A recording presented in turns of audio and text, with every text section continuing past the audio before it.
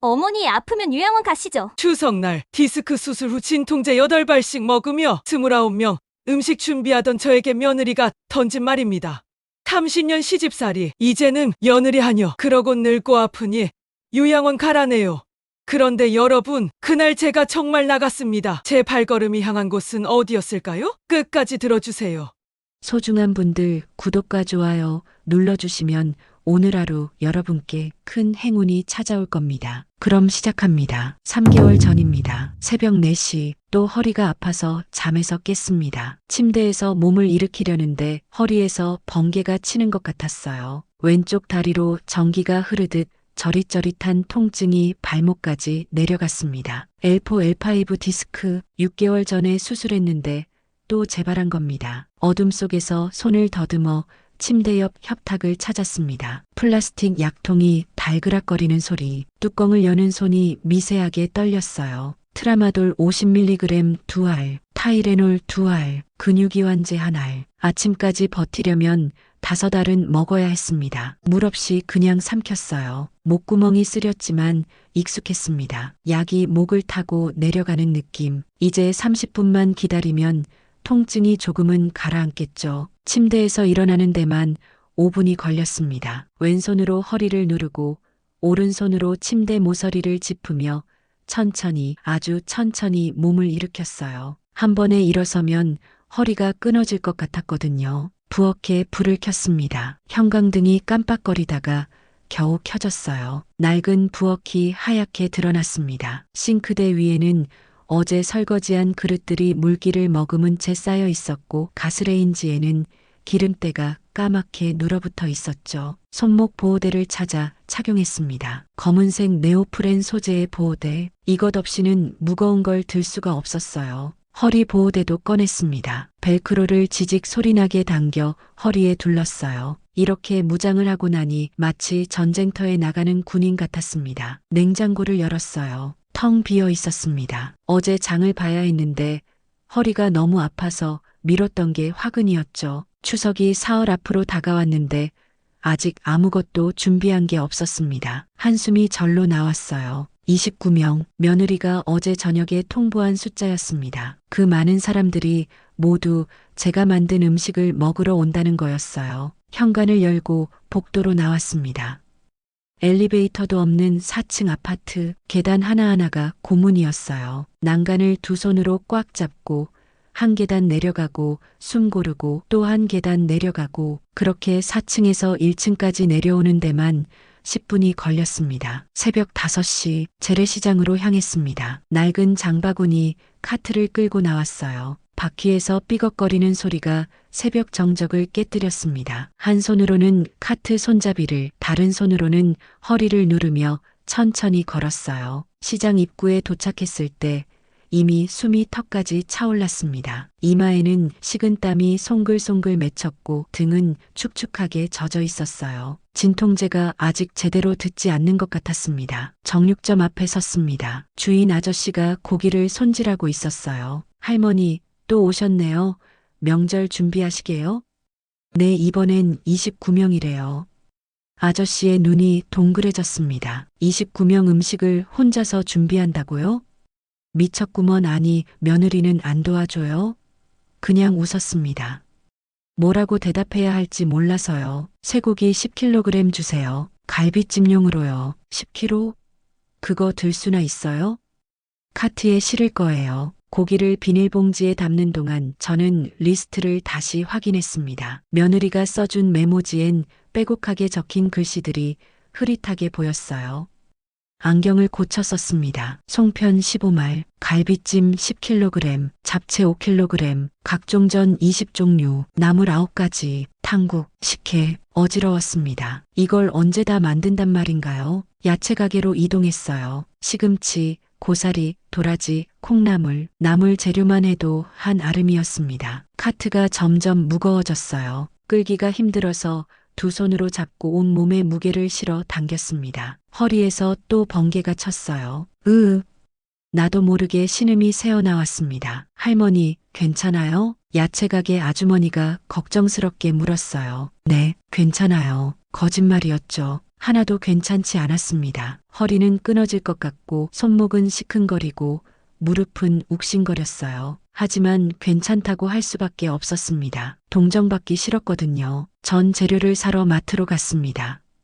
밀가루, 부침가루, 찹쌀가루, 또 무거운 포대들이 카트에 실렸어요. 이제 카트는 제 몸무게보다 더 무거워진 것 같았습니다. 집으로 돌아오는 길, 오르막이 나타났어요. 평소엔 아무렇지 않게 오르던 길인데 오늘은 에베레스트산처럼 높아 보였습니다. 첫 발을 내디뎠습니다. 카트가 뒤로 끌려가려 했어요. 온 힘을 다해 앞으로 당겼습니다. 한 발짝, 또 한 발짝, 이마에서 땀이 주르륵 흘러내렸어요. 중간쯤 올라갔을 때 다리가 풀렸습니다. 카트가 뒤로 미끄러지기 시작했어요. 안 돼. 이를 악물고 버텼습니다. 손바닥이 찢어지는 것 같았어요. 손목 보호대가 있었지만 소용없었습니다. 정말 겨우 오르막을 다 올랐을 때 저는 길바닥에 주저앉고 싶었어요. 하지만 그럴 수 없었습니다. 일어나지 못할 것 같았거든요. 아파트 입구에 도착했습니다. 또다시 4층까지 올라가야 한다는 생각에 막막했어요. 카트는 1층에 두고 짐을 나눠서 날라야 했습니다. 첫 번째로 쇠고기를 들었어요. 10kg, 양손으로 들어도 무거웠습니다. 한 계단 한 계단 올라갔어요. 1층에서 2층까지 숨이 헐떡거렸습니다. 2층에서 3층까지 다리가 후들거렸어요. 3층에서 4층까지 현관문 앞에 도착했을 때는 온몸이 땀으로 흠뻑 젖어 있었습니다. 문을 열고 들어가니 며느리가 거실에 나와 있었어요. 잠옷 차림으로 하품을 하면서요. 어머니, 벌써 다녀오셨어요? 응, 수고하셨네요. 근데 이거 다예요? 이걸로 29명 먹일 수 있겠어요? 가슴이 철렁 내려앉았습니다. 새벽부터 죽을 고생을 하고 왔는데 첫마디가 그거였어요. 아직 다 못 날랐어. 1층에 더 있어. 아, 그럼 빨리 나르세요. 시장 보느라 힘드셨을 텐데 오늘 중으로 김치도 담가야 하고 장아찌도 만들어야 하잖아요. 며느리는 그렇게 말하고는 다시 방으로 들어갔습니다. 저는 현관에 서서 잠시 눈을 감았어요. 눈물이 날 것 같아서요. 다시 1층으로 내려갔습니다. 남을 재료들을 들고 또 올랐어요. 그 다음엔 가루 포대들, 왕복을 10번은 한 것 같았습니다. 마지막 짐을 날라놓고 부엌 바닥에 주저앉았을 때 시계는 7시를 가리키고 있었어요. 42년 전 결혼하고 42년 동안 이렇게 살았습니다. 시어머니한테 구박받고 남편은 5년 전에 암으로 떠나고 이제는 며느리 밑에서 이렇게 살고 있었어요. 약대를 나왔지만 한 번도 약사로 일해본 적이 없었습니다. 시어머니가 반대했거든요. 여자가 무슨 직장이냐고, 집안일이나 잘하라고, 그래서 했습니다. 42년을 집안일만 했어요. 그런데 이제 와서 제게 남은 건 뭘까요? 아픈 허리와 거친 손, 그리고 며느리의 구박뿐이었습니다. 부엌에 앉아 쇠고기를 손질하기 시작했어요. 칼을 잡는 손이 떨렸습니다. 손목이 너무 아팠거든요. 그때였습니다. 며느리가 다시 나왔어요. 이번엔 뭔가를 들고 있었습니다. 며느리가 들고 나온 건 팸플릿이었습니다. 반짝이는 코팅 종이에 인쇄된 요양원 광고물이었어요. 어머니, 이거요. 툭 테이블 위에 던지듯 놓았습니다. 팸플릿이 미끄러지며 제 앞에 멈췄어요. 표지에는 웃고 있는 노인들 사진이 있었습니다. 실버케어 센터 월 300만 원부터라는 글씨가 크게 박혀 있었죠. 뭐니, 이게? 제 목소리가 떨렸습니다. 이미 알고 있었어요. 뭔지 다 알면서도 물었습니다. 어머니가 자꾸 아프시니까요. 전문가가 돌봐드리는 게 낫지 않을까 해서요. 며느리는 아무렇지도 않게 말했어요. 마치 날씨 얘기하듯이 가볍게 손톱을 다듬으며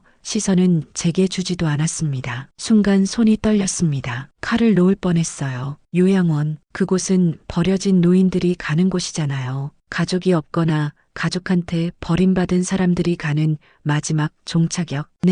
내가 그 정도로 짐이니? 아니, 그게 아니라 어머니를 위해서라고요. 어머니도 편하고 저희도 편하고. 며느리가 고개를 들어 저를 봤습니다. 그 눈빛이 차가웠어요. 계산기를 두드리는 것 같은 눈빛이었습니다. 생각해 보세요. 어머니 허리도 아프시고 무릎도 안 좋으시잖아요. 거기선 물리치료도 매일 받을 수 있고 간호사들이 24시간 돌봐드려요. 24시간. 그 말이 가슴에 박혔습니다. 24시간 감시받는다는 뜻이겠죠. 철창 없는 감옥이라는 뜻이겠죠. 됐어. 아침 준비나 할게. 제가 돌아서려는데 며느리가 다시 말했어요. 다음 달까지 결정하세요. 추석 끝나고 바로 상담 예약 잡을 거예요. 다음 달, 한 달밖에 시간이 없다는 거였습니다. 한 달 안에 저를 내보내겠다는 통보였어요. 부엌에서 쇠고기를 썰면서 눈물이 났습니다. 칼날에 비친 제 얼굴이 일그러져 보였어요.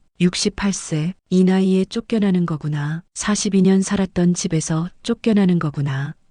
그때 아들이 나왔습니다. 양복 입고 출근 준비를 하면서요. 엄마, 힘드시죠? 잠깐 희망이 생겼습니다. 아들이 제 편을 들어줄까 싶어서요. 응, 좀 힘들긴 해. 그러니까 요양원도 생각해 보세요. 유진이가 알아본 곳 괜찮더라고요. 시설도 좋고. 그 희망이 산산조각 났습니다. 아들도 며느리 편이었어요. 아니, 애초에 아들은 늘 며느리 편이었죠. 너도 그렇게 생각하니? 엄마를 위해서예요. 엄마 혼자 이 집에서 고생하는 것보다 거기서 편하게 지내는 게 나을 수도 있잖아요. 혼자 고생한다. 그 말이 비수처럼 꽂혔습니다. 제가 왜 혼자 고생하는 건가요? 이 집 청소하고 빨래하고 밥하고 다 가족을 위해서 하는 건데. 그래, 알았어. 더 이상 말하고 싶지 않았습니다. 입을 열면 울음이 터질 것 같았어요. 아들이 출근하고 며느리도 방에 들어간 후 저는 혼자 부엌에 남았습니다. 29명분 음식 재료들이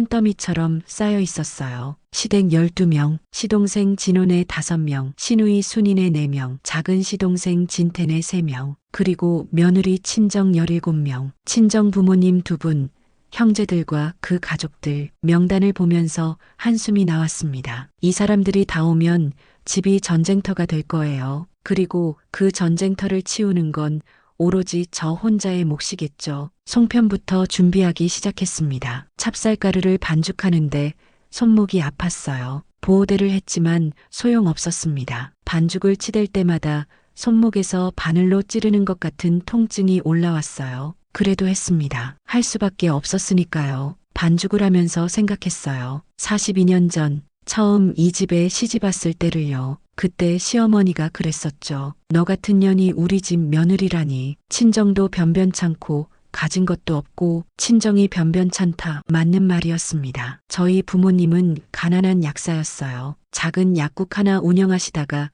빚더미에 앉으셨죠. 그래서 저도 약대를 나왔지만 약사 일은 못했습니다. 시어머니가 반대했거든요. 여자가 무슨 직장이야. 집안일이나 잘해. 그래서 했습니다. 42년을 집안일만 했어요.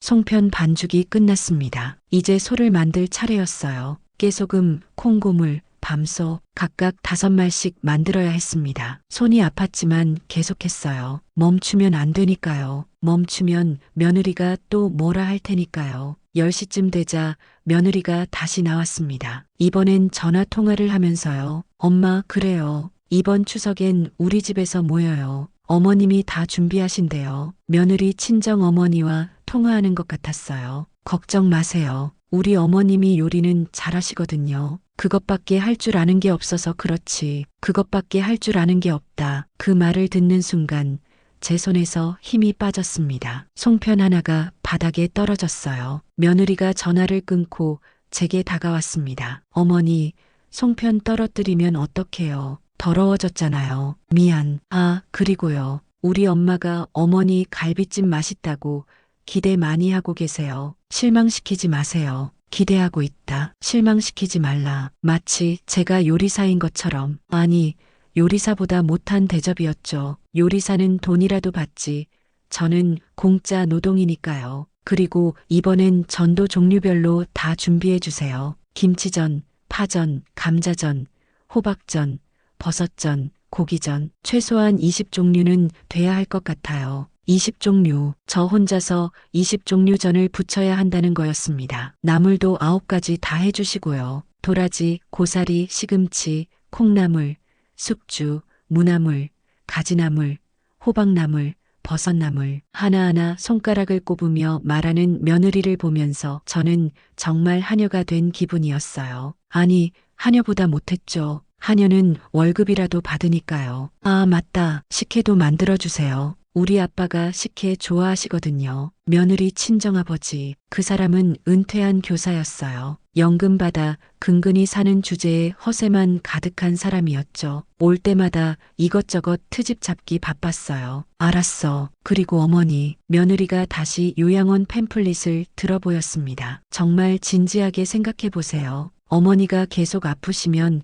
우리도 힘들잖아요. 29명 손님 받기도 바쁜데 아픈 사람까지 돌볼 여유는 없어요. 아픈 사람, 제가 그냥 아픈 사람이었습니다. 42년 이 집을 지킨 사람이 아니라 그냥 아프고 쓸모없는 사람. 그래, 생각해 볼게. 며느리가 만족한 듯 고개를 끄덕이고 다시 방으로 들어갔어요. 혼자 남은 부엌에서 저는 눈물을 참으며 송편을 빚었습니다. 하나, 둘, 셋. 수백 개의 송편을 만들면서 생각했어요. 정말 요양원에 가야 하는 걸까? 이 나이에 버려지는 걸까? 그때는 몰랐습니다. 불과 며칠 후 제 인생이 완전히 바뀔 거라는 걸, 제가 680억이 아니라 1,500억의 주인이 될 거라는 걸. 오후가 되자 온몸이 욱신거렸습니다. 허리는 끊어질 것 같고 손목은 퉁퉁 부어올랐어요. 그래도 멈출 수 없었습니다. 갈비찜을 재워놓고 전 반죽을 만들고 나무를 데치고 그때 전화벨이 울렸습니다. 모르는 번호였어요. 여보세요?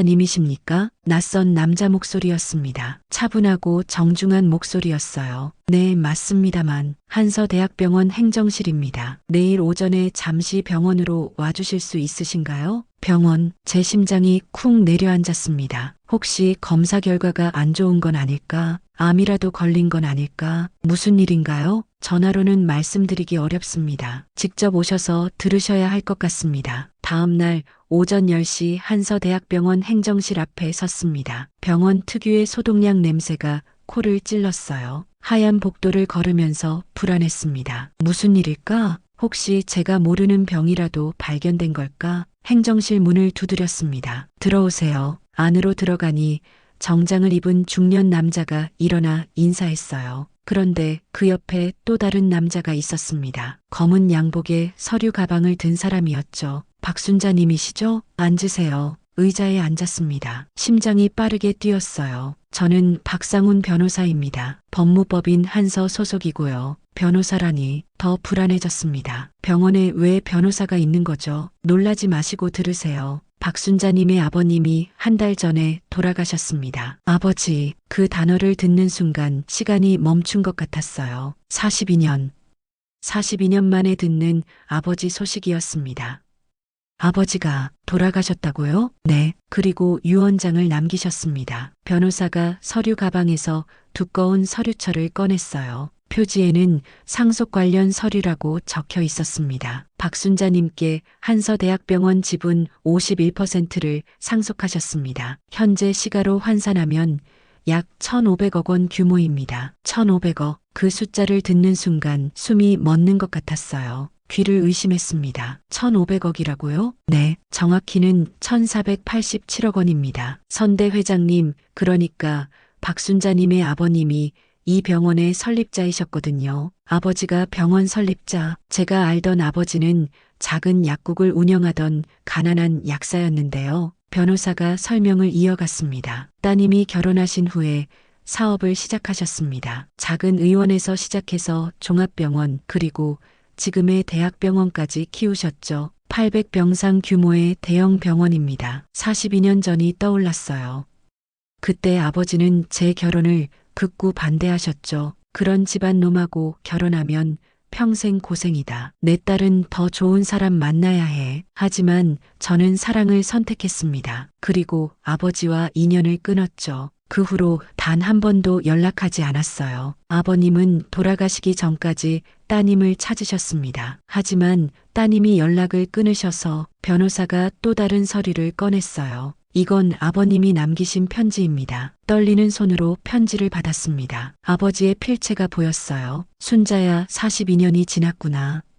내가 떠난 후 아빠는 미친 듯이 일했다. 너에게 물려줄 무언가를 만들고 싶었어. 이제야 줄 수 있게 되었구나. 늦어서 미안하다. 행복하게 살아라. 눈물이 났습니다. 42년 만에 듣는 아버지 목소리 같았어요.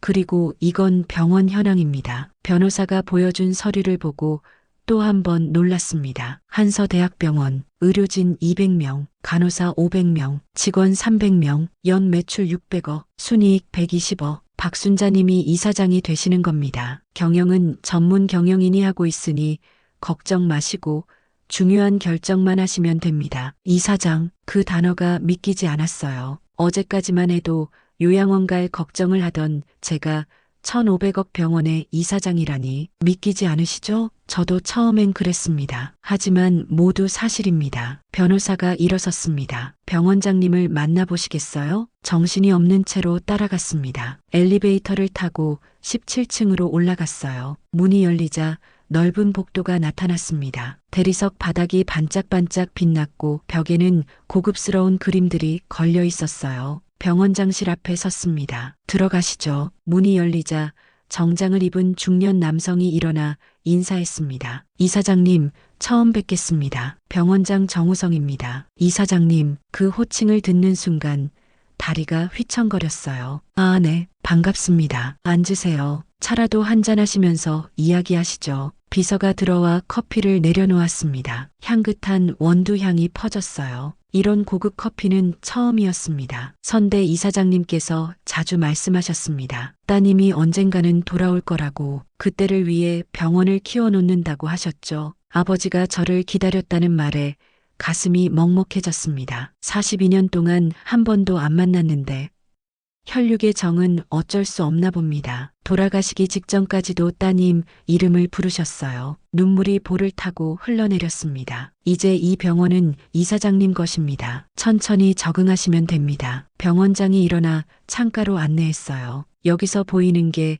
다 우리 병원 부지입니다. 창밖을 내다보니 거대한 건물들이 보였습니다. 본관, 별관, 주차장 건물까지 정말 어마어마한 규모였어요. 직원들에게는 어떻게 소개할까요?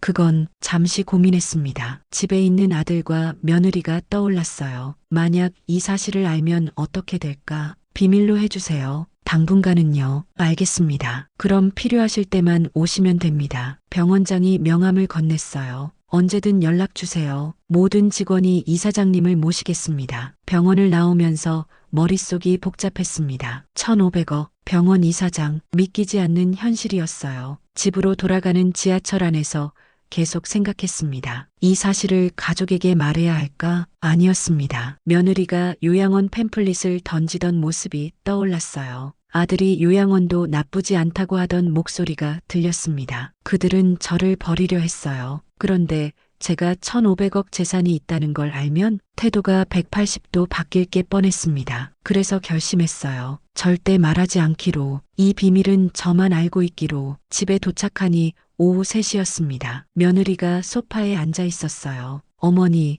어디 갔다 오세요? 병원에 약 타러 갔었어. 거짓말이 자연스럽게 나왔습니다. 아, 맞다. 송편은 다 만드셨어요? 아직 반밖에 못했어. 빨리 하세요. 내일 모레가 추석이잖아요. 갈비도 재워 놓으셨고요? 응, 대답하면서도 마음 한구석이 이상했어요. 아침엔 요양원 갈 걱정을 했는데 지금은 1,500억 병원 주인이 되었다니 인생이 이렇게 한순간에 바뀔 수도 있구나 싶었습니다. 그리고 어머니, 며느리가 또 요양원 팸플릿을 들어보였어요. 이거 정말 진지하게 생각해 보세요. 다음 달까지 결정하셔야 해요. 알았어. 속으로는 웃음이 났습니다. 1,500억 가진 사람을 300만 원짜리 요양원에 보내겠다니. 그날 밤 침대에 누워 천장을 바라봤습니다. 내일부터 이중생활이 시작되는 거였어요. 낮에는 병원 이사장, 밤에는 며느리 하녀. 어떻게 될지 모르겠지만 일단 비밀은 지켜야 했습니다. 그들이 저를 진심으로 대하는지 아니면 그저 이용하는지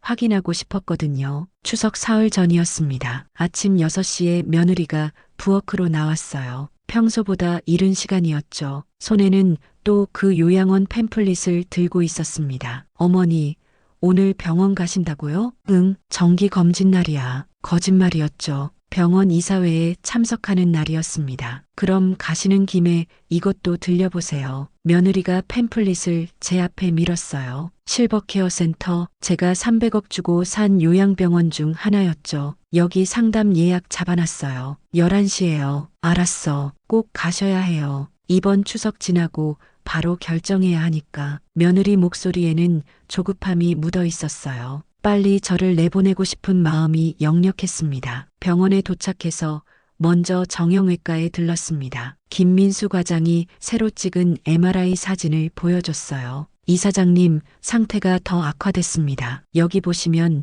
디스크가 신경을 완전히 누르고 있어요. 사진을 보니 정말 심각했습니다. 척추 사이 디스크가 터져 나와 있었어요. 지금 당장 수술하셔야 합니다. 더 늦으면 정말 하반신 마비 올 수 있어요. 추석 끝나고요. 이사장님, 김 과장이 답답한 듯 목소리를 높였어요. 지금 진통제로 버티시는 거잖아요. 하루에 몇 알씩 드세요? 8알 정도. 그건 마약성 진통제 중독 수준이에요. 간과 콩팥에도 무리가 갑니다. 알고 있었어요. 하지만 어쩔 수 없었습니다. 추석 준비를 해야 했으니까요. 이사회실로 이동했습니다. 오늘 안건은 병원 확장 계획이었어요. 이사장님, 신관 건립 계획 보고 드립니다. 총 500억 투자로 병상수를 1200개로 늘릴 수 있습니다. 수익성은요? 연 200억 추가 수익 예상됩니다. 승인합니다. 그렇게 간단히 500억을 결정했어요. 이제 제 자산은 2300억이 될 예정이었죠. 11시 실버케어 센터로 갔습니다. 어서 오세요. 상담 예약하신 박순자님이시죠? 상담실장이 반갑게 맞았어요. 제가 이 요양원 주인인 줄도 모르고요. 저희 시설 정말 좋습니다. 월 300만 원이면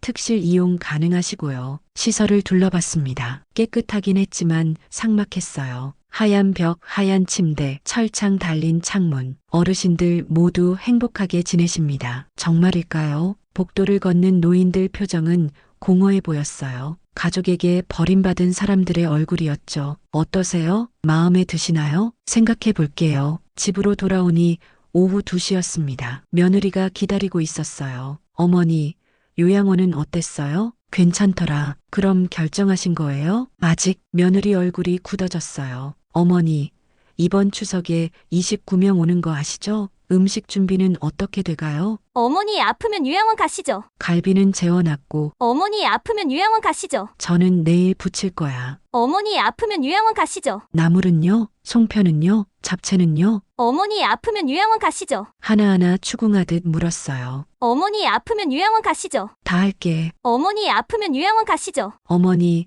솔직히 말씀드릴게요. 어머니 아프면 요양원 가시죠. 며느리가 팔짱을 끼고 어머니 아프면 요양원 가시죠. 저를 내려다봤습니다. 어머니 아프면 요양원 가시죠. 어머니가 자꾸 아프시면 저희도 힘들어요. 어머니 아프면 요양원 가시죠. 29명 손님 접대하기도 벅찬데 아픈 사람까지 돌볼 여유는 없다고요. 아픈 사람, 또 그 말이었어요. 그리고 어머니가 쓰러지기라도 하면 어떡해요? 추석날 병원 응급실 가야 하는 거예요? 그런 일 없을 거야. 장담할 수 있어요? 며느리가 한 발짝 다가왔어요. 눈빛이 차가웠습니다. 어머니, 정말 진지하게 말하는 거예요. 아프면 요양원 가시죠. 아프면 요양원 가시죠. 그 말이 가슴에 대못처럼 박혔습니다. 더 이상 우리한테 짐 되지 마세요. 짐 제가 짐이라고요. 42년. 이 집을 지킨 제가 짐이라고요. 그날 밤 저는 잠을 이룰 수 없었어요. 침대에 누워 천장을 바라봤습니다. 허리는 찢어지듯 아팠고 진통제도 듣지 않았어요. 새벽 2시 조용히 일어나 거실로 나왔습니다. 탁자 위에 놓인 요양원 팸플릿을 들어봤어요. 제가 주인인 요양원. 하지만 며느리는 저를 그곳에 버리려 했죠. 핸드폰을 꺼내 병원장에게 문자를 보냈습니다. 추석 당일 VIP 병실 준비해주세요. 답장이 바로 왔어요. 알겠습니다. 이사장님, 결심했습니다. 더 이상 참지 않기로, 더 이상 짐 취급받지 않기로. 추석 전날이었습니다. 새벽 4시부터 일어나 음식 준비를 시작했어요. 갈비찜, 잡채, 각종전, 나물 9가지. 손목은 부어올랐고 허리는 끊어질 것 같았지만 계속했습니다. 마지막이니까요. 정말 마지막이니까요. 오후가 되자 며느리가 친정 어머니와 통화했어요. 엄마, 내일 아침 일찍 오세요. 음식 다 준비돼 있을 거예요. 전화를 끊고 제게 왔습니다. 어머니, 음식 다 됐어요? 그럼 이제 청소 시작하세요. 화장실, 거실, 방 3개 다요. 알았어. 걸레를 들고 바닥을 닦기 시작했어요. 무릎을 꿇고 기어다니며 구석구석 닦았습니다. 그때 며느리가 또 말했어요. 아, 그리고 어머니, 내일 아침에 일찍 나가세요. 뭐, 손님들 오시기 전에 나가 계세요. 보기 안 좋으니까. 보기 안 좋다. 제가 보기 안 좋은 존재였어요. 어디로 가라는 거니? 아무데나요. 카페든 공원이든 저녁 때 오세요. 그 순간 마지막 끈이 끊어졌습니다. 그래, 알았어. 더 이상 화도 나지 않았어요. 그냥 끝이구나 싶었습니다. 그날 밤 가방을 쌌어요. 통장, 도장, 옷 몇 벌, 그리고 병원 서류들. 새벽 4시 조용히 집을 나섰습니다. 현관문을 닫는 순간 42년 세월이 끝나는 것 같았어요. 택시를 탔습니다. 한서대학병원으로 가주세요. 새벽에 응급실 가시는 거예요? 아니요. 거기가 제 병원이거든요. 기사님이 백미러로 저를 봤어요. 믿지 않는 눈빛이었죠. 병원에 도착했습니다. 경비원이 놀란 듯 달려왔어요. 이사장님, 이 시간에 VIP 병실 준비됐나요? 네, 18층 특실입니다. 엘리베이터를 타고 올라갔어요. 문이 열리자 호텔 같은 병실이 나타났습니다. 킹사이즈 침대, 소파, 탁자, 그리고 도시 전경이 보이는 통유리창. 침대에 누웠습니다. 포근했어요. 42년 만에 처음으로 편안한 추석 아침을 맞는 거였습니다. 추석 당일 오전 8시 제가 병원 VIP 병실에서 조용히 아침을 먹고 있을 때 제가 살던 집은 완전히 아수라장이 되어 있었습니다. 첫 번째로 도착한 건 며느리 친정 부모였어요. 영자, 그러니까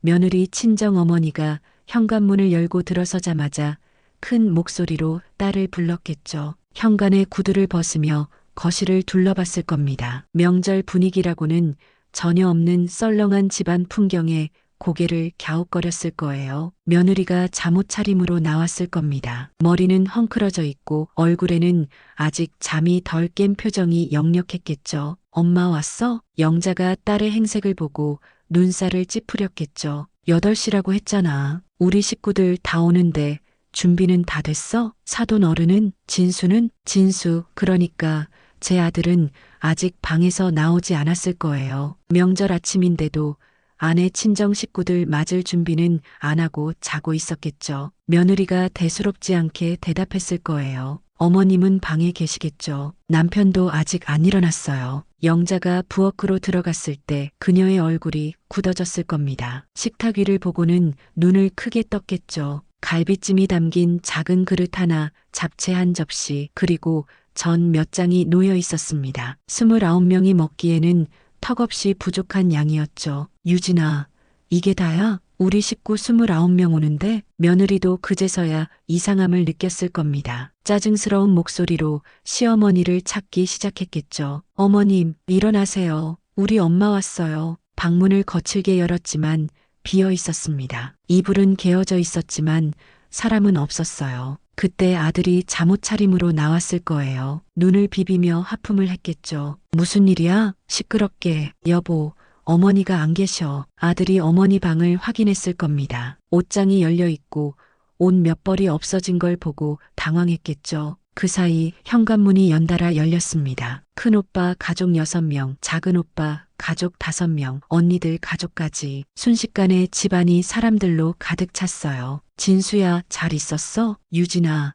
음식 준비됐어? 진수를 보며 물었어요. 진수야, 어머니는 어디 가셨니? 아들이 머리를 극적이며 대답했겠죠. 모르겠어요. 새벽에 나가신 것 같은데. 그때 친정아버지 병철이 식탁을 보고 화를 냈어요. 이게 뭐야? 29명이 먹을 음식이 이것뿐이야? 며느리가 울먹이며 말했겠죠. 어머니가 요양원 가신 건 아닐까? 제가 요양원 알아보라고 했거든요. 영자가 갑자기 진수를 노려봤어요. 뭐, 진수야, 너 우리 유진이한테 시어머니 모시라고 떠넘기고 있었어? 그녀의 목소리가 날카로워졌습니다. 우리 딸이 시집와서 10년째 시어머니 뒷바라지 하느라 얼마나 고생하는지 알아? 애들 키우면서 시어머니까지 모시느라 우리 유진이 허리가 다 휘었어. 큰오빠가 거들었어요. 맞아, 처남. 당신은 뭐 했어? 돈이라도 제대로 벌어와 과장 월급으로 식구들 먹여 살리기도 빠듯하면서 어머니 요양원비는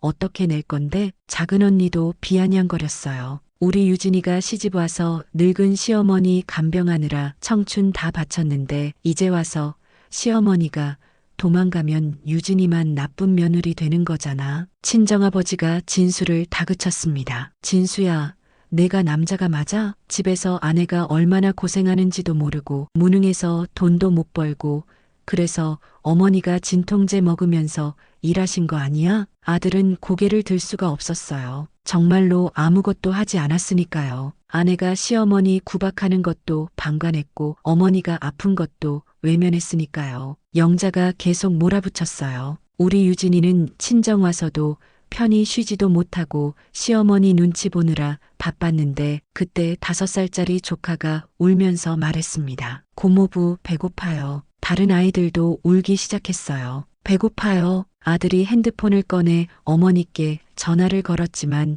받지 않았어요. 영자가 진수를 다그쳤습니다. 진수야, 빨리 어머니 찾아. 우리 유진이가 나쁜 며느리로 소문나면 어떡해? 동네 사람들이 뭐라고 하겠어? 작은 오빠가 말했어요. 그러니까 처남이 돈을 좀 벌었어야지. 능력도 없으면서 어머니 요양원 보내겠다고? 그 돈은 누가 내? 맞아. 우리 유진이가 고생하는 것도 다 너가 무능해서야. 친정 식구들이 한 목소리로 진수를 공격했어요. 며느리는 그 옆에서 눈물만 흘리며 피해자인 척했겠죠. 그때 아들이 핸드폰을 보며 소리쳤습니다. 엄마 위치 찾았어요. 한서대학병원이에요. 영자가 말했어요. 병원? 진수야, 내가 어머니를 얼마나 힘들게 했으면 병원에 쓰러지셨겠니? 우리 유진이만 나쁜 사람 만들지 말고 빨리 가서 모셔와. 친정아버지가 진수를 나무랐어요. 그래, 무능한 아들 때문에 어머니가 고생하다 쓰러지신 거야. 우리 유진이는 죄가 없어. 큰언니가 동생을 감쌌어요. 유진아, 너무 속상해하지 마. 다 시어머니가 너무 고집이 세서 그런 거야. 너는 잘못 없어. 그렇게 29명이 우르르 병원으로 향했습니다. 차 안에서도 친정 식구들은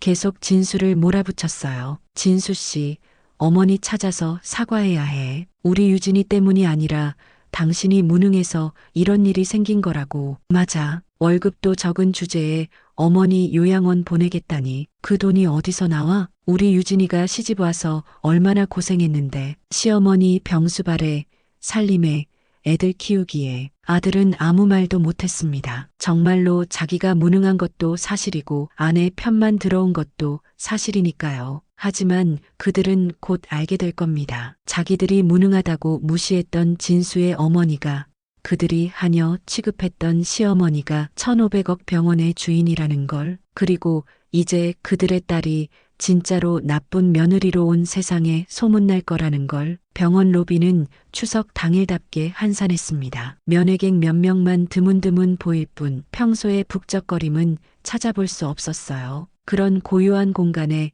갑자기 29명이 우르르 몰려들어왔습니다. 진수가 제일 앞서 걸으며 안내데스크로 향했어요. 뒤를 따르는 친정 식구들의 발소리가 대리석 바닥에 요란하게 울려 퍼졌습니다. 영자는 진수 뒤를 바짝 따라붙으며 계속 잔소리를 늘어놓았죠. 안내데스크 직원은 갑작스런 인파에 놀란 표정이었습니다. 명절 당직이라 혼자 앉아있던 젊은 여직원이 당황한 듯 일어섰어요. 박순자 할머니 어디 계신지 알려주세요. 68세요. 진수의 목소리는 다급했습니다. 이마에는 땀방울이 맺혀 있었고 숨이 가빠서 말끝이 떨렸어요. 직원이 컴퓨터를 확인하는 동안 영자가 큰 소리로 말했습니다. 우리 사돈 어르신이 새벽에 나가서 안 들어오셨대요. 아마 쓰러져서 응급실로 왔을 거예요. 병철도 거들었어요. 맞아요. 평소에 디스크가 심하셨는데 추석 준비하시다가 쓰러지신 것 같아요. 직원이 모니터를 보며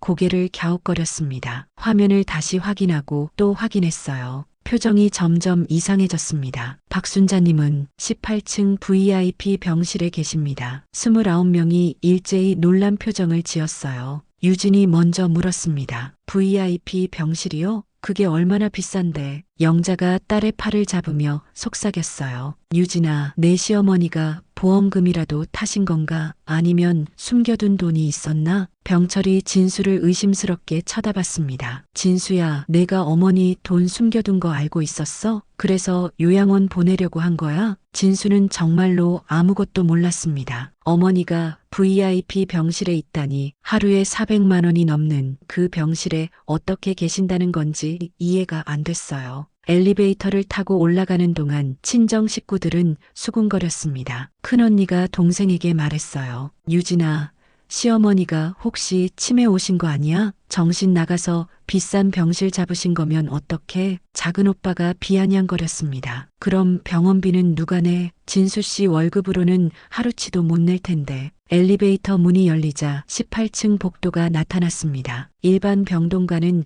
완전히 다른 분위기였어요. 호텔 같은 인테리어에 복도에는 고급 카펫이 깔려 있었습니다. 벽에는 유명 화가의 그림들이 걸려 있었고 은은한 클래식 음악이 흘러나왔어요. VIP 병실 앞에 도착했을 때 문 앞에 서 있던 간호사가 놀란 표정으로 물었습니다. 어떻게 오셨습니까? 저희 어머니 면회 왔어요. 진수가 대답하자 간호사가 당황한 듯 말했어요. 아, 네, 잠시만요. 간호사가 병실 문을 살짝 열고 안으로 들어갔습니다. 잠시 후 다시 나와서 말했어요. 들어오셔도 됩니다. 29명이 우르르 병실로 들어갔습니다. 그리고 그들이 본 광경에 모두 입을 다물지 못했어요. 300평이 넘는 특실이었습니다. 거실, 침실, 회의실까지 갖춰진 스위트룸이었어요. 통창으로는 도시 전경이 한눈에 내려다 보였고 거실에는 이탈리아제 가죽 소파가 놓여 있었습니다. 벽에는 대형 TV가 걸려 있었고 한쪽에는 그랜드 피아노까지 있었어요. 그리고 그 소파에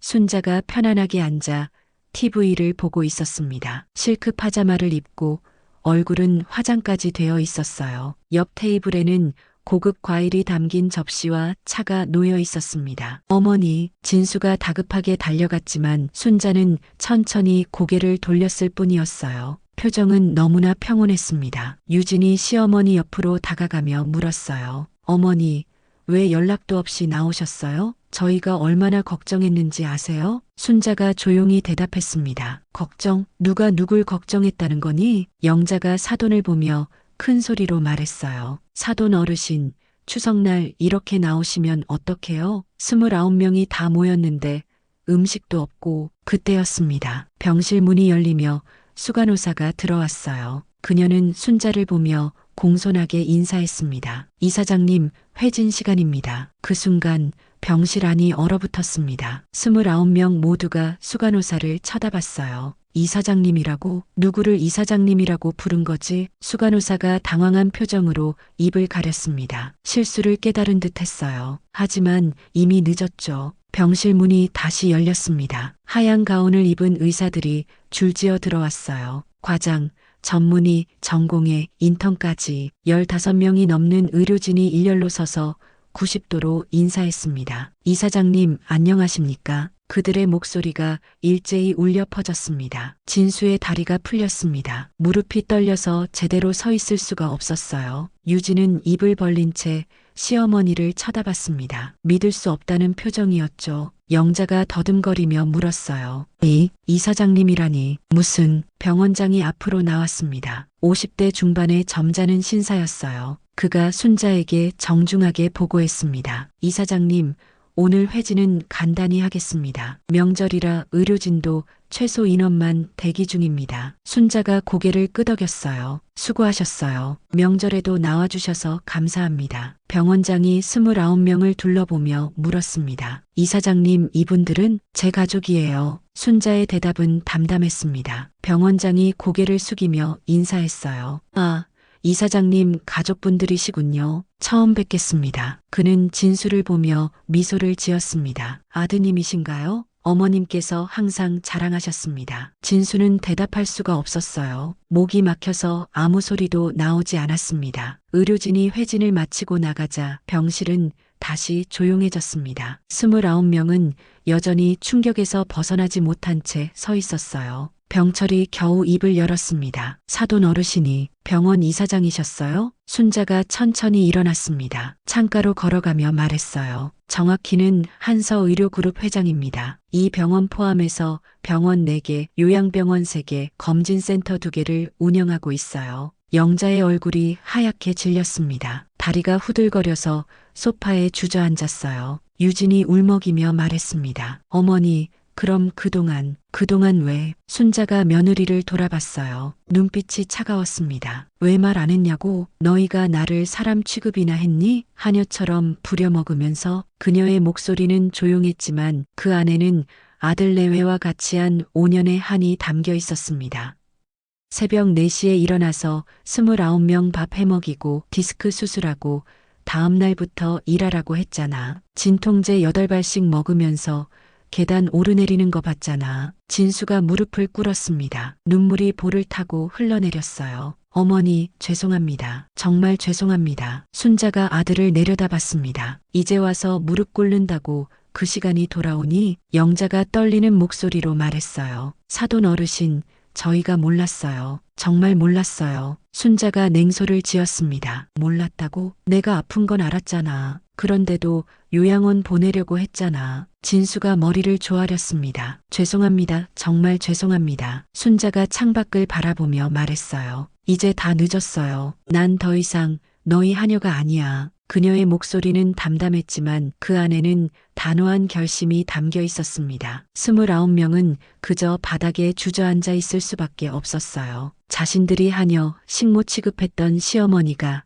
1,500억 병원 그룹의 회장이었다는 충격에서 벗어날 수가 없었습니다. 밖에서는 추석 명절에 햇살이 밝게 비치고 있었지만 병실 안은 차가운 침묵만이 흐르고 있었습니다. 침묵이 흐르는 병실 안에서 순자가 다시 입을 열었습니다. 탁자 위에 놓인 서류철을 집어들었어요. 병원장이 아침에 가져다 준 자료였습니다. 며느리, 니네 친정 식구들이 5년 동안 이 병원에서 받은 혜택이 얼마인지 알아? 유진이 고개를 들었습니다. 눈동자가 불안하게 흔들렸어요. 무슨 말인지 이해가 안 된다는 표정이었죠. 무슨 말씀이세요? 순자가 서류를 펼쳤습니다. 한 장 한 장 넘기며 차분하게 읽기 시작했어요. 흥미로운 사실을 발견했어. 3개월 전 내가 이사장이 되고 나서 병원 기록을 조회해봤거든. 니네 친정 식구들이 5년 전부터 이 병원에서 특별 대우를 받았더구나. 영자가 당황한 표정으로 말했습니다. 그건 우리가 병원 직원 가족이라서. 순자가 영자를 봤어요. 입꼬리가 살짝 올라갔습니다. 병원 직원 가족이요? 누가요? 제 아들 진수는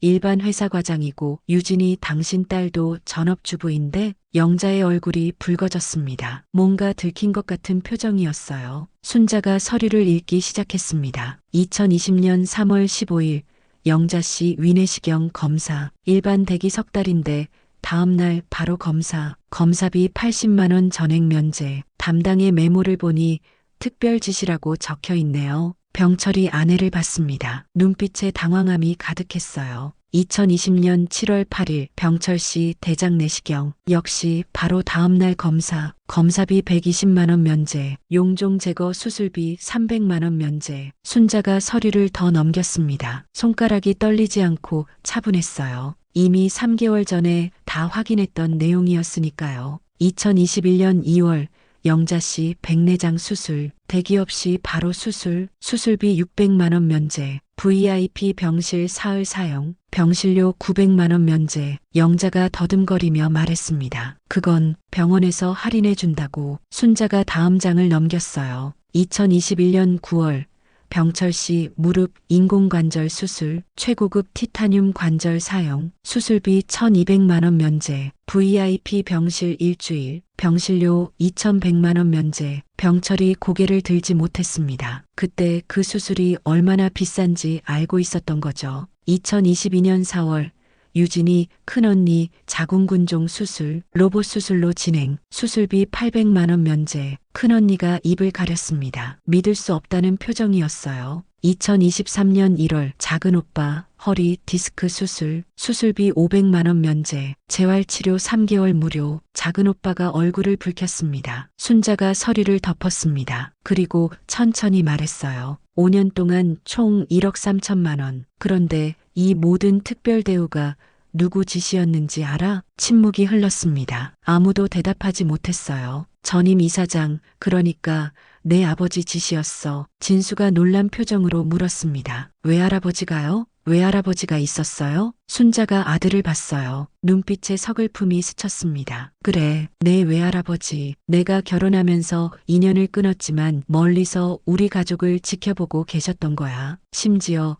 내 아내 친정 식구들까지도. 아마 나를 위해서였겠지. 며느리 친정이라도 잘 대해주면 내가 덜 힘들까 싶으셨나 봐. 그녀가 영자를 받습니다. 그런데 당신들은 그 혜택을 받으면서도 나를 어떻게 대했죠? 1억 3천만 원의 혜택을 받으면서도 나한테는 하녀 취급을 했어요. 영자가 변명하려 했습니다. 저희는 정말 몰랐어요. 순자가 차갑게 웃었어요. 몰랐다고요? 일반인이 VIP 병실을 공짜로 쓸 수 있다고 생각했어요? 대기 석 달인 검사를 다음날 받을 수 있다고 생각했어요? 그냥 운이 좋았다고 생각한 거예요? 병철이 입을 열었습니다. 죄송합니다. 정말 죄송합니다. 순자가 일어섰습니다. 창가로 걸어가며 말을 이었어요. 3개월 전 아버지가 돌아가시면서 이 모든 걸 나한테 물려주셨어. 변호사가 찾아와서 편지를 전해줬지. 42년 동안 딸을 기다렸다고.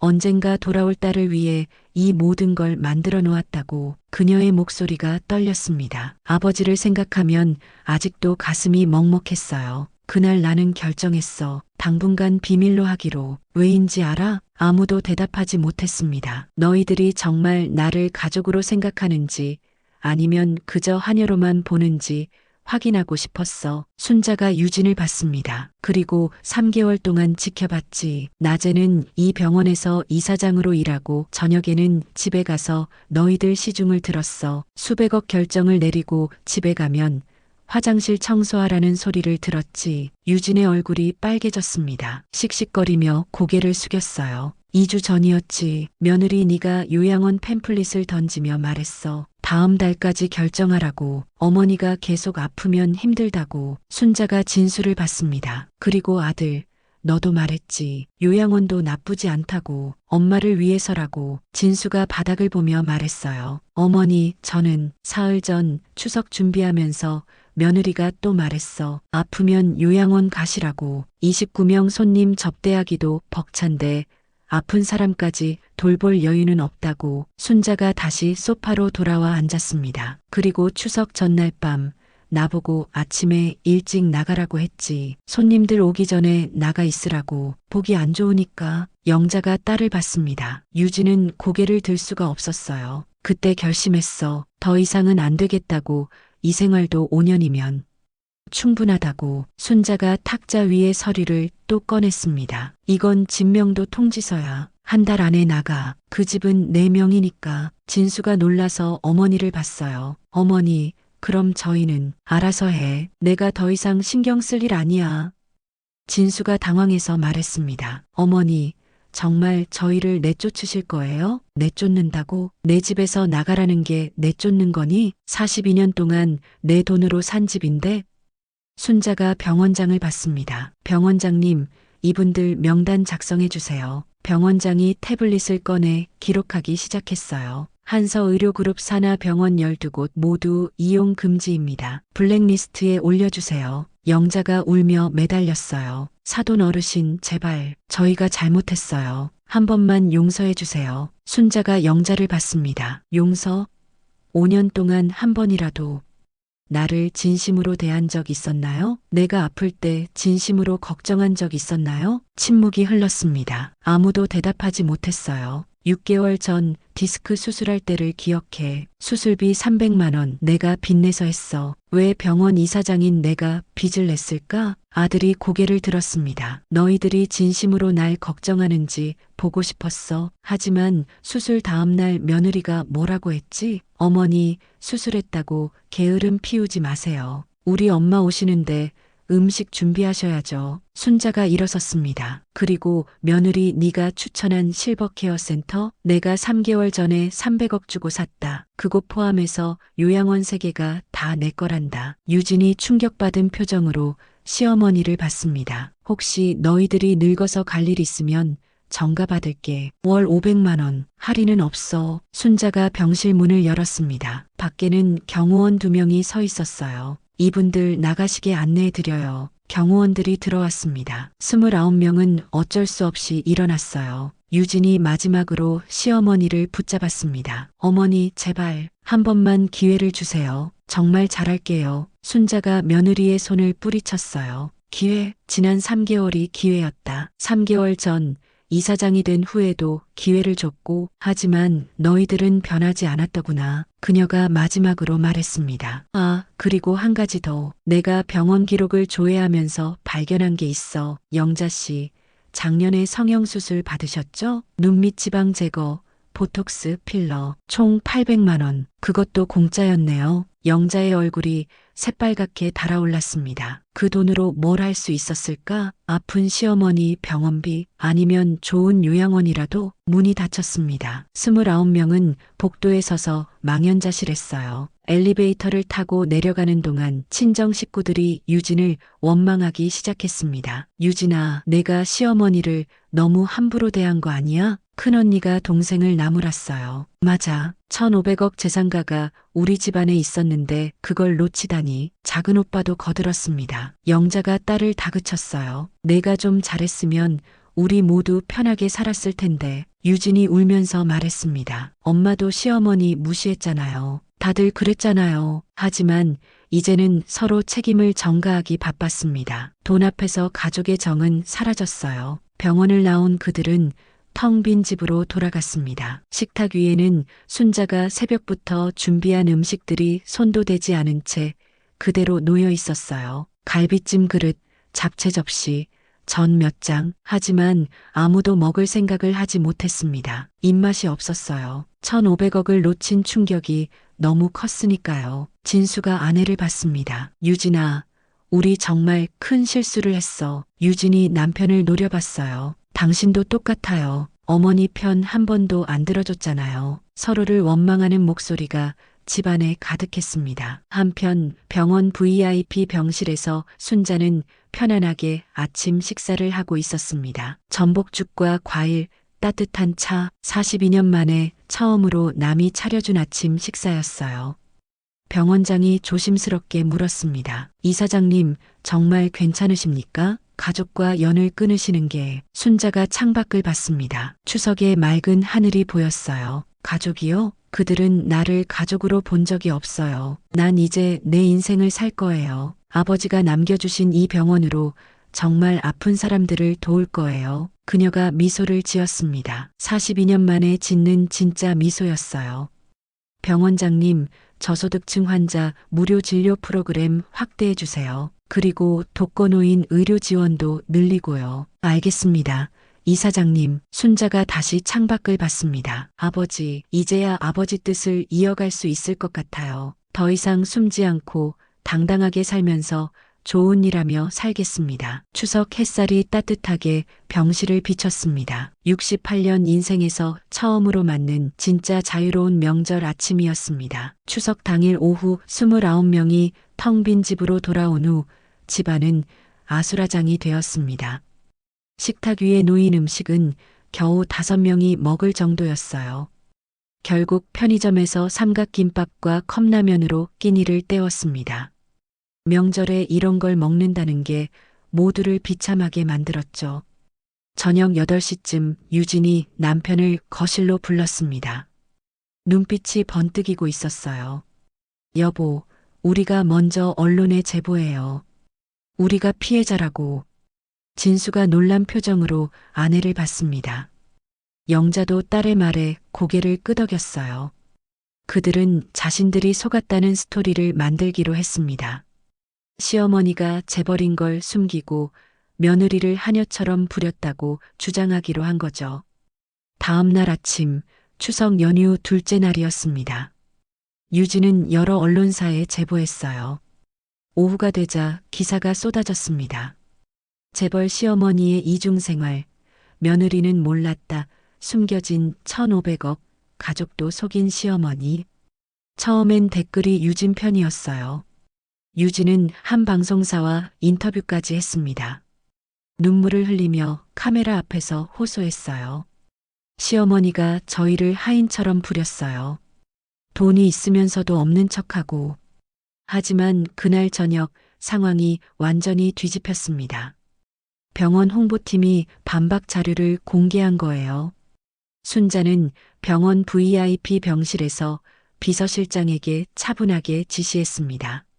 모든 자료 다 공개하세요. 숨길 것 없어요. 첫 번째로 공개된 건 병원 CCTV 영상이었습니다. 새벽 4시 순자가 병원 복도에서 진통제를 먹는 장면이었어요. 날짜는 6개월 전 디스크 수술 다음 날. 영상 속 순자는 고통스러운 표정으로 약을 8발이나 삼키고 있었습니다. 벽을 짚고 겨우 걸어가는 모습이 너무나 안타까웠어요. 두 번째는 의료진 인터뷰였습니다. 정형외과 김민수 과장이 카메라 앞에 섰어요. 이 사장님은 수술 다음 날부터 집안일을 하셨습니다. 절대 안정이 필요한데도. 세 번째는 요양원 팸플릿 사진이었어요. 유진의 손글씨가 선명했습니다. 다음 달까지 결정하세요 라고 적혀 있었죠. 네 번째는 1억 3천만 원 의료비 면제네요. 며느리 친정이 5년간 받은 혜택이 하나하나 공개되었습니다. 그런데 결정타는 이웃들의 증언이었어요. 동네 정육점 아저씨가 방송에 나와 증언했습니다. 새벽마다 혼자 장 보러 오시던 할머니, 명절 때 29명분 고기를 혼자 들고 가시던 모습을 생생하게 전했어요. 여론이 완전히 뒤집혔습니다. 유진의 거짓말이 들통난 거예요. 거짓 인터뷰로 시어머니 음해한 며느리. 댓글은 폭발했습니다. 유진의 SNS는 욕설로 가득 찼고 결국 계정을 삭제해야 했어요. 3일 후 진수는 평소처럼 회사에 출근했습니다. 하지만 엘리베이터에서 내리자마자 이상한 분위기를 느꼈어요. 동료들이 자신을 보고 고개를 돌렸습니다. 속삭이는 소리가 들렸어요. 화장실에 갔다가 밖에서 들리는 대화에 얼어붙었습니다. 자신이 그 불효자라는 말, 어머니가 재벌인데 요양원에 보내려 했다는 말들이 칼처럼 귀를 찔렀어요. 오후에 사장실로 호출됐습니다. 사장의 표정이 차가웠어요. 진수 과장, 자네 때문에 회사 이미지가 나빠지고 있네. 진수가 변명하려 했지만 사장은 손을 들어 말을 막았습니다. 거래처에서 항해 전화가 빗발치고 있다며 한 달 안에 정리하라고 통보했어요. 사실상 해고였습니다. 집으로 돌아온 진수는 현관문을 열자마자 소파에 털썩 주저앉았습니다. 유진이 남편의 창백한 얼굴을 보고 물었어요. 무슨 일 있어요? 회사에서 나가래. 유진의 얼굴이 하얗게 질렸습니다. 그때 영자의 전화가 왔어요. 울먹이는 목소리로 학원 학생들이 모두 빠져나가고 있다고 했습니다. 부모들이 그런 사람한테 아이를 못 맡기겠다는 거였어요. 도미노처럼 무너지기 시작했습니다. 한편 순자는 병원 이사장실에서 이 모든 상황을 보고받고 있었습니다. 비서실장이 조심스럽게 보고했어요. 진수가 회사에서 사직 압력을 받고 있다고. 순자는 창밖을 보며 잠시 침묵했습니다. 그리고 담담하게 말했어요. 5년이에요. 제가 며느리 시집살이 한 게. 비서실장은 더 이상 말하지 못했습니다. 한 달 후 진수는 결국 회사를 그만뒀습니다. 퇴직금도 제대로 못 받았어요. 집에서도 쫓겨났습니다. 법원 집행관이 와서 강제 집행을 했죠. 이삿짐 센터를 부를 돈도 없어 리어카에 짐을 실었습니다. 동네 사람들이 모두 나와 구경했어요. 수군거리는 소리가 등에 박혔습니다. 유진은 고개를 들 수가 없었어요. 얼굴이 화끈거리고 다리가 떨렸습니다. 그들이 구한 새 집은 월세 30만 원짜리 지하방이었습니다. 보증금 500만 원도 간신히 마련했어요. 영자가 비상금을 털어서 보태준 거였죠. 지하방은 습했습니다.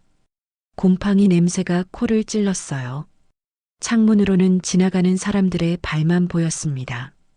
벽에는 곰팡이가 까맣게 피어 있었고 보일러는 제대로 돌지 않았어요. 유진이 울면서 말했습니다. 어떻게 3개월 만에 이렇게 됐어요? 진수는 대답하지 못했습니다. 그저 축축한 벽을 바라볼 뿐이었어요.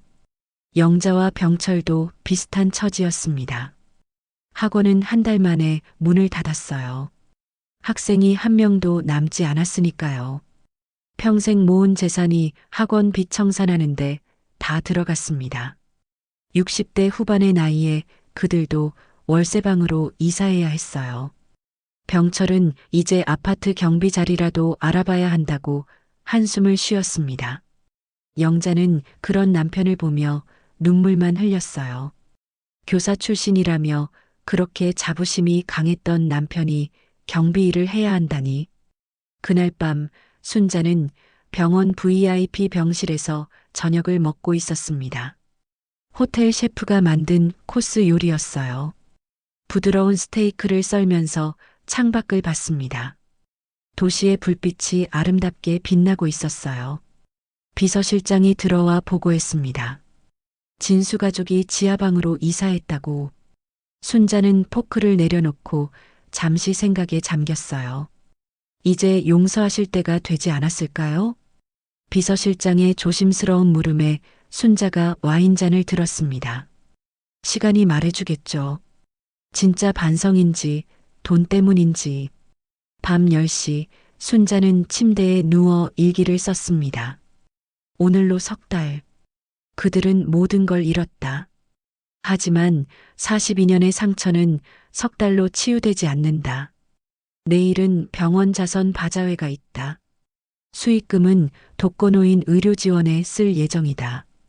나처럼 아픈 몸으로 혼자 사는 노인들을 위해서 언젠가는 용서할 것이다. 그들을 위해서가 아니라 나를 위해서. 일기를 덮고 순자는 창밖을 봤습니다. 별이 빛나는 밤하늘이 아름다웠어요. 어딘가 지하방에서 그들도 이 하늘을 보고 있을까요? 하지만 지하방에서는 하늘이 보이지 않겠죠. 창문 밖으로는 오직 지나가는 사람들의 발걸음만 보일 뿐. 그것이 그들이 선택한 길의 결과였습니다. 6개월이 지났습니다. 2026년 봄이 되었어요. 벚꽃이 피는 4월의 어느 날 순자는 병원 이사장실에서 서류를 검토하고 있었습니다. 독거노인 의료지원 사업이 궤도에 올라 매달 1,000명 이상이 혜택을 받고 있었어요. 그때 비서실장이 들어왔습니다. 표정이 묘했어요. 이사장님, 병원 청소부 채용 지원서 중에 특별한 게 있습니다. 순자가 고개를 들었어요. 비서실장이 서류 한 장을 내밀었습니다. 지원자 이름을 보는 순간 순자의 손이 멈췄어요. 박유진, 며느리였습니다. 자기소개서를 천천히 읽어내려갔어요. 떨리는 필체로 쓰여 있었습니다. 저는 6개월 전까지 시어머니를 모시고 살았습니다. 부끄럽지만 저는 시어머니를 제대로 모시지 못했습니다. 아픈 분의 마음을 이해하지 못했고 배려하지 못했습니다. 이제라도 병원에서 일하며 아픈 분들을 돌보는 법을 배우고 싶습니다. 최저시급도 괜찮습니다. 일할 기회만 주십시오. 순자가 창밖을 봤습니다. 벚꽃잎이 바람에 날리고 있었어요. 면접 보라고 하세요. 일주일 후 유진이 병원에 왔습니다. 6개월 전과는 완전히 다른 모습이었어요. 명품 가방 대신 낡은 청가방을 들고 있었고 화장기 없는 얼굴은 훨씬 수척해 보였습니다. 무엇보다 눈빛이 달라졌어요. 거만함 대신 간절함이 담겨 있었죠. 면접관이 물었습니다. 왜 우리 병원에 지원하셨나요? 유진이 고개를 들었어요. 눈가에 눈물이 맺혔습니다. 제가 잘못 살았다는 걸 깨달았습니다. 이제라도 제대로 일하고 싶어요. 청소 일이 쉽지 않습니다. 새벽 5시 출근이고 화장실 청소도 해야 해요. 알고 있습니다. 각오하고 왔어요. 면접이 끝난 후 면접관이 이사장실로 보고했습니다. 순자는 잠시 고민하다가 말했어요. 채용하세요. 단 특별 대우는 없습니다. 다른 직원들과 똑같이. 유진은 다음 주부터 출근했습니다. 새벽 4시 반에 일어나 지하철을 타고 병원에 도착했어요. 5시 정각에 청소 도구를 들고 일을 시작했습니다. 첫날 화장실 변기를 닦으면서 유진은 울었어요. 6개월 전만 해도 시어머니에게 이런 일을 시켰던 자신이 떠올랐습니다. 이제야 그 일이 얼마나 힘든지 알게 되었어요. 복도를 걸레질하면서도 생각났습니다. 시어머니가 새벽마다 허리 아픈 몸으로 바닥을 닦던 모습이. 그때는 당연하다고 생각했는데 직접 해보니 허리가 끊어질 것 같았어요. 점심시간 구내식당에서 밥을 먹는데 옆 테이블에서 간호사들이 대화하는 소리가 들렸습니다. 이사장님이 또 독거노인 무료 진료 확대하신대. 정말 천사 같으신 분이야. 본인도 그렇게 고생하셨으면서. 유진은 숟가락을 놓을 뻔했어요. 시어머니가 이사장님이라는 걸 다들 알고 있었던 거죠. 하지만 아무도 유진이 그 며느리인 줄은 몰랐습니다. 한 달이 지났어요. 유진은 성실하게 일했습니다. 아침 일찍 출근해서 저녁 늦게까지 병원 구석구석을 청소했어요. 특히 환자들이 사용하는 화장실은 더욱 깨끗하게 닦았습니다. 아픈 사람들에게 깨끗한 환경이 얼마나 중요한지 이제야 알았으니까요. 어느 날 병실을 청소하다가 한 할머니 환자를 만났습니다. 디스크 수술을 받고 입원 중인 70대 할머니였어요. 아이고, 허리가 아파서 죽겠네. 할머니가 신음하는 소리에 유진이 다가갔습니다. 어디가 불편하세요? 베개 좀 높여줄래? 혼자는 못하겠어. 유진이 조심스럽게 할머니를 부축해 베개를 고쳐드렸어요. 그 순간 시어머니가 떠올랐습니다. 수술 후 혼자 베개도 못 고치고 끙끙대던 시어머니. 그때 자신은 뭘 했던가요? 고마워. 젊은 사람이 참 친절하네. 할머니의 말에 유진은 눈물이 났어요. 화장실로 뛰어가 한참을 울었습니다. 그렇게 3달이 지났어요. 유진은 조금씩 변하고 있었습니다. 환자들에게 친절해졌고 동료들과도 잘 지냈어요. 무엇보다 일의 소중함을 알게 되었죠. 어느 날 저녁 청소를 마치고 퇴근하려는데 병원 로비에서 낯익은 사람을 봤습니다. 남편 진수였어요. 그도 병원 경비로 지원했다가 떨어진 후 근처 편의점에서 야간 알바를 하고 있었죠. 여보, 퇴근해요? 두 사람은 나란히 걸었습니다. 예전 같으면 택시를 탔겠지만 이제는 지하철역까지 30분을 걸어야 했어요. 힘들죠? 진수가 물었어요. 유진이 고개를 끄덕였습니다. 응. 하지만 이제야 사는 것 같아. 지하방으로 돌아온 두 사람은 라면으로 저녁을 때웠어요. 그래도 예전처럼 서로를 원망하지 않았습니다. 각자의 잘못을 인정하고 묵묵히 살아가고 있었어요. 그러던 어느 날 유진에게 기회가 왔습니다. 병원에서 간호조무사 양성 프로그램을 시작한다는 공지가 났어요. 청소부나 병원 직원들도 지원할 수 있었습니다. 유진은 망설임 없이 지원했어요. 퇴근 후 학원에 다니기 시작했습니다. 새벽에 일어나 청소하고 저녁엔 공부하는 생활이 시작되었어요. 힘들었지만 포기하지 않았습니다. 시어머니가 42년을 참고 살았는데 자신이 못할 이유가 없었어요. 시험날이 다가왔습니다. 유진은 밤새 공부했어요. 의학 용어를 외우고 간호 실습을 연습했습니다. 진수도 아내를 도왔어요. 문제를 내주고 실습 연습을 도와줬죠. 시험을 치른 후 한 달이 지났습니다. 결과 발표 날 유진은 떨리는 손으로 병원 게시판을 확인했어요. 합격이었습니다. 유진은 그 자리에서 주저앉아 울었어요. 동료들이 축하해줬습니다. 유진 씨, 축하해요. 이제 간호조무사네요. 그날 저녁 유진은 용기를 냈습니다. 이사장실 앞에 섰어요.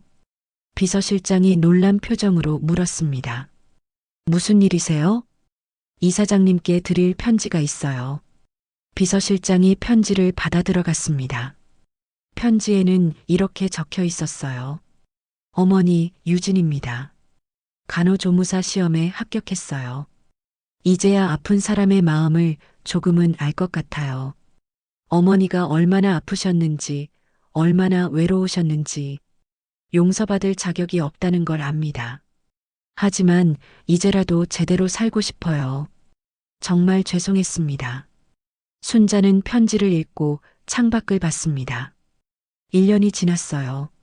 벚꽃이 또 피었습니다. 다음 날 비서실장이 유진을 불렀습니다. 이사장님이 만나자고 하십니다.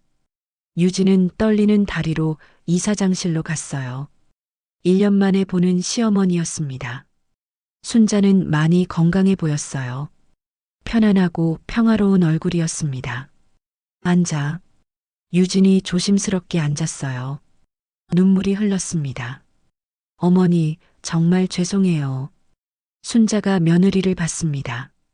1년 전과는 완전히 다른 사람이었어요.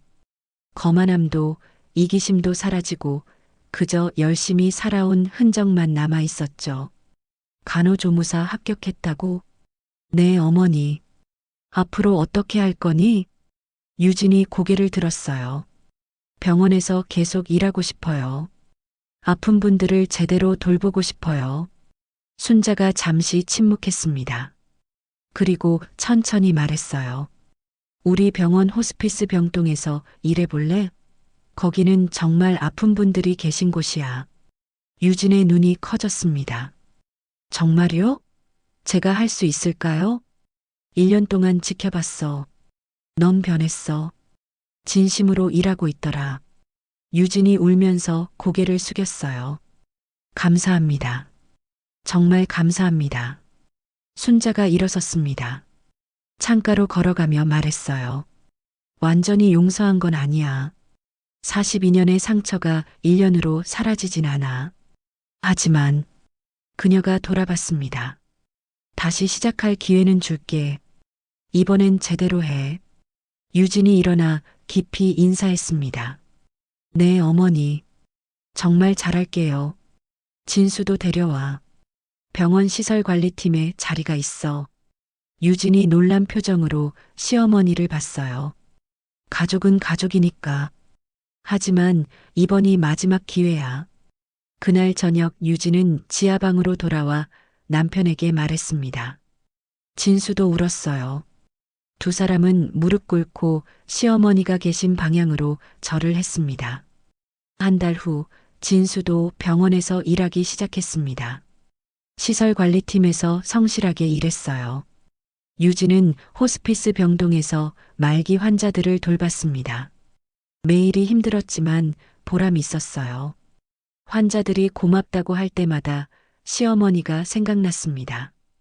그때 한 번이라도 시어머니에게 고맙다고 했더라면. 1년 후 2027년 추석이 되었습니다. 순자는 병원 VIP 병실이 아닌 새로 마련한 아파트에 있었어요. 넓은 거실에 음식이 차려져 있었습니다. 하지만 이번엔 혼자 준비한 게 아니었어요. 초인종이 울렸습니다. 문을 열자 진수와 유진이 서 있었어요. 손에는 음식이 담긴 그릇들을 들고 있었습니다. 어머니 왔어요. 들어와. 부엌에서 함께 음식을 준비했습니다. 유진이 전을 부치고 진수가 나물을 무쳤어요. 순자는 갈비찜을 끓였습니다. 어머니, 파전 어떻게 부쳐요? 기름 온도가 중요해. 너무 뜨거우면 타고 너무 낮으면 눅눅해져. 순자가 며느리에게 요리를 가르쳤습니다. 처음이었어요. 43년 만에 처음으로 함께 요리하는 거였죠. 저녁 식사 시간 세 사람이 식탁에 둘러앉았습니다. 진수가 말했어요. 어머니, 이제야 가족 같아요. 순자가 아들을 봤습니다. 이제야? 네. 전에는 그냥 같이 사는 사람들이었어요. 이제야 진짜 가족이 된 것 같아요. 유진도 고개를 끄덕였어요. 맞아요. 서로 아프고 힘들고 그래도 함께하는 게 가족인 것 같아요. 순자가 잔을 들었습니다. 그래. 이제 시작이야. 진짜 가족으로. 세 사람이 잔을 부딪혔습니다. 창밖으로 보름달이 떠올랐어요. 2년 전 추석과는 완전히 다른 추석이었습니다. 식사 후 순자가 말했습니다. 내년엔 지하방에서 나와. 병원 직원 아파트에 빈 곳이 있어. 유진이 놀란 표정으로 시어머니를 봤어요. 어머니, 조건이 있어. 앞으로 3년은 더 병원에서 일하면서 배워. 그리고 매주 일요일은 같이 밥 먹자. 진수와 유진이 동시에 대답했습니다. 네, 어머니. 그날 밤 순자는 일기를 썼습니다. 오늘로 모든 게 끝났다. 아니, 새롭게 시작됐다. 42년의 시집살이, 5년의 며느리 시중, 2년의 갈등. 하지만 이제 우리는 진짜 가족이 되었다. 용서는 나를 위한 것이었다.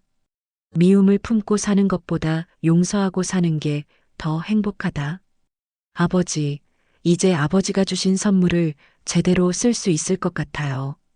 가족과 함께, 그리고 도움이 필요한 사람들과 함께.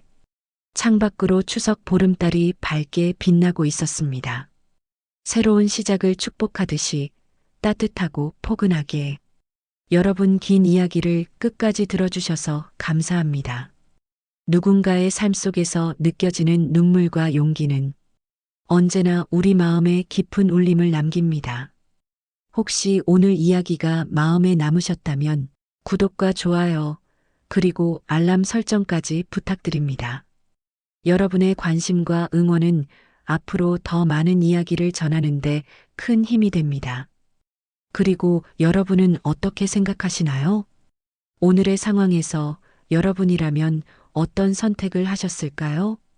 댓글로 여러분의 생각을 남겨주시면 함께 나누고 싶습니다.